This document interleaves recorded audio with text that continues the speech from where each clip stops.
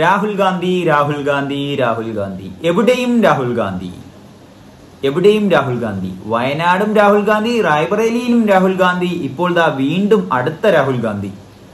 വളരെ സന്തോഷം. ഇന്നൊരു വാർത്ത കേൾക്കാൻ സാധിച്ചു. രാഹുൽ ഗാന്ധി പ്രതിപക്ഷ നേതാവാകാൻ പോകുന്നു എന്നുള്ളതാണ്. വളരെ സന്തോഷമുള്ള വാർത്തയാണ്. ഉറപ്പിച്ചിട്ടില്ല. നാളെ അതിന്റെ അടിയന്തര യോഗം നടക്കും എന്നുള്ളതാണ് പറയുന്നത്. നിലവിൽ തൃണമൂൽ കോൺഗ്രസും ശിവസേനയും എല്ലാം ആഹ്വാനം ചെയ്തിരിക്കുന്നത്, അവർക്ക് ആഗ്രഹം രാഹുൽ ഗാന്ധി നിലവിൽ പ്രതിപക്ഷ നേതാവായി ഇരിക്കണം എന്നുള്ളതാണ്. പ്രതിപക്ഷ നേതാവ് എന്നൊക്കെ പറഞ്ഞു കഴിഞ്ഞാൽ ഒരു ക്യാബിനറ്റ് മിനിസ്റ്റർ പോലെ അത്രത്തോളം പദവിയുള്ള ഒരു വ്യക്തിയായിട്ട് തന്നെയാണ് കാണുന്നത്. എല്ലാവർക്കും അറിയുന്നത് പോലെ തന്നെ പ്രതിപക്ഷ നേതാവ് ചില്ലറക്കാരനല്ല. നരേന്ദ്രമോദിയെ നേർക്ക് നിന്ന് ഫൈറ്റ് ചെയ്യേണ്ടുള്ള ഒരു സാഹചര്യമാണ് പ്രതിപക്ഷ നേതാവിനുള്ളത്. ആ ഒരു റോള് ഭംഗിയായിട്ട് നിർവഹിക്കാൻ രാഹുൽ ഗാന്ധിക്കാകും എന്ന പൂർണ്ണ വിശ്വാസം ഈ പറഞ്ഞ തൃണമൂൽ കോൺഗ്രസിനും ഈ പറഞ്ഞ ശിവസേനയ്ക്കും ഉണ്ട് എന്നുള്ളത് എല്ലാവർക്കും അറിയാവുന്നതാണ്. ഇപ്പം ഐക്യം ചേർന്നിട്ടുള്ള സഖ്യകക്ഷികളായിട്ടുള്ള ആർക്കും ഇതിനോട് വിയോജിപ്പില്ല. കോൺഗ്രസിന്റെ അകത്തും വിയോജിപ്പില്ല എന്നുള്ള ഒരു സത്യമായിട്ടുള്ള ഒരു കാര്യം നിലനിൽക്കുന്നു. നിലവിൽ നാളെ അതിന്റെ ചർച്ച നടക്കും എന്നുള്ളതാണ് അറിയാൻ കഴിയുന്നത്. കഴിഞ്ഞ 10 കൊല്ലമായിട്ട് ഇന്ത്യയിൽ പ്രതിപക്ഷമില്ലായിരുന്നു. 2014 ആകെ ഉണ്ടായിരുന്നത് കോൺഗ്രസിന് 44 സീറ്റ് മാത്രമാണ്. അപ്പോൾ 2014 ഒരിക്കലും ഒരു പ്രതിപക്ഷ നേതാവിനെ സെലക്ട് ചെയ്യാൻ പറ്റുന്ന മതിയായ സീറ്റുകൾ ഇല്ലായിരുന്നു. അത് തന്നെ വീണ്ടും 2019 തുടർന്നു. 2019 ഒരു പ്രതിപക്ഷ നേതാവില്ലായിരുന്നു. കാരണം 52 സീറ്റ് മാത്രമേ ഉണ്ടായിരുന്നുള്ളൂ കോൺഗ്രസിന്. അതുകൊണ്ട് തന്നെ മതിയായ സീറ്റ് ഇല്ലാത്തത് കൊണ്ട് തന്നെ പ്രതിപക്ഷ നേതാവ് ഇല്ലായിരുന്നു, പ്രതിപക്ഷവും ഇല്ലായിരുന്നു.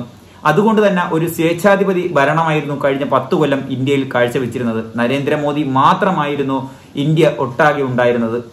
ഇടയ്ക്കൊക്കെ അടുത്തു വന്ന് അമിത്ഷായും ഇരിക്കുന്ന കാണാമായിരുന്നു. പക്ഷേ 2024 മാർച്ച് എഴുതിയിരിക്കുകയാണ്. അപ്പുറത്തും ഇപ്പുറത്തും ഉള്ള ആളുകൾ ചില്ലറക്കാരല്ല. നരേന്ദ്രമോദി നടുക്കും, വലത് ചന്ദ്രബാബു നായിഡും, ഇടത് നിതീഷ് കുമാറും ഇരിക്കുമ്പോൾ അങ്ങ് അകലെ എവിടെയോ ആണിപ്പോൾ അമിത്ഷാ. പല സ്വപ്നങ്ങളും BJPയുടെ മങ്ങി മറഞ്ഞിരിക്കുകയാണ്. ഈ ലോക്സഭാ തെരഞ്ഞെടുപ്പിൽ കോൺഗ്രസ് നേടിയത് 99 സീറ്റായിരുന്നു. മഹാരാഷ്ട്രയിലെ സാംഗ്ലിയിൽ നിന്ന് മത്സരിച്ച വിശാൽ പട്ടേൽ എന്ന് പറയുന്ന ഒരു MP ഇപ്പോൾ കോൺഗ്രസിന്റെ കൂടെ ചേർന്നിരിക്കുന്നു. കോൺഗ്രസ് കുടുംബത്തിലുള്ള വ്യക്തിയാണ് ഈ വിശാൽ പട്ടേൽ. പുള്ളി സ്വതന്ത്രനായിട്ടായിരുന്നു നിന്ന് മത്സരിച്ചിരുന്നത്. സാംഗ്ലിയിലായിരുന്നു മത്സരിച്ചിരുന്നത്. വലിയ രീതിയിലുള്ള ഭൂരിപക്ഷത്തോടു കൂടി വിജയിച്ചിരിക്കുന്നു. കഴിഞ്ഞ ദിവസമാണ് കോൺഗ്രസുമായിട്ട് ഒത്തൊരുമിച്ചുകൊണ്ടുള്ള അവരുടെ ഐക്യം പ്രകടിപ്പിച്ചുകൊണ്ട് ഇദ്ദേഹം കൂടെ ചേർന്നത്. അങ്ങനെ 99 സീറ്റ് ഉണ്ടായിരുന്ന കോൺഗ്രസിന് 100 സീറ്റ് 3 അക്കം ആയിരിക്കുന്നു എന്നുള്ളതാണ് ഒരു സന്തോഷ വാർത്ത. പ്രതിപക്ഷ നേതാവിനെ തെരഞ്ഞെടുക്കാനും പ്രതിപക്ഷ നേതാവ് ഉണ്ടാകാനും ആവേണ്ട മാനദണ്ഡം എന്തെന്നാൽ, പ്രധാനപ്പെട്ട മാനദണ്ഡം മാക്സിമം 54 സീറ്റ് വേണം എന്നുള്ളതാണ്. കഴിഞ്ഞ 10 കൊല്ലമായിട്ട് 52 നിന്നും മുകളിലോട്ട് പോയിട്ടില്ല എന്നുള്ളതാണ് സത്യാവസ്ഥ. ഇപ്പോൾ കോൺഗ്രസ് ശക്തമായിട്ടുള്ള ഒരു പ്രതിപക്ഷമാണ്. 100 സീറ്റാണ് ഇപ്പോൾ കയ്യിലുള്ളത്. സഖ്യകക്ഷികളും കൂടെ ചേർന്ന് കഴിഞ്ഞാൽ 133 സീറ്റോളം വരുന്നുണ്ട്. ഇനിയും പലരും വന്നു ചേരാം. 33, 35, 36 ഒക്കെ പോകാൻ സാധ്യത പലതുമുണ്ട്. കാരണം നിരവധി ഇടങ്ങളിൽ നിന്നും BJPയുടെ പാർട്ടിയിലുള്ള സീറ്റ് കിട്ടിയിട്ടുള്ള MP തന്നെ കടന്ന് ഇപ്പോൾ ഇന്ത്യ സഖ്യത്തിന്റെ കൂടെ ചേരാൻ വേണ്ടി അവർ ആഗ്രഹിക്കുന്നുണ്ട്.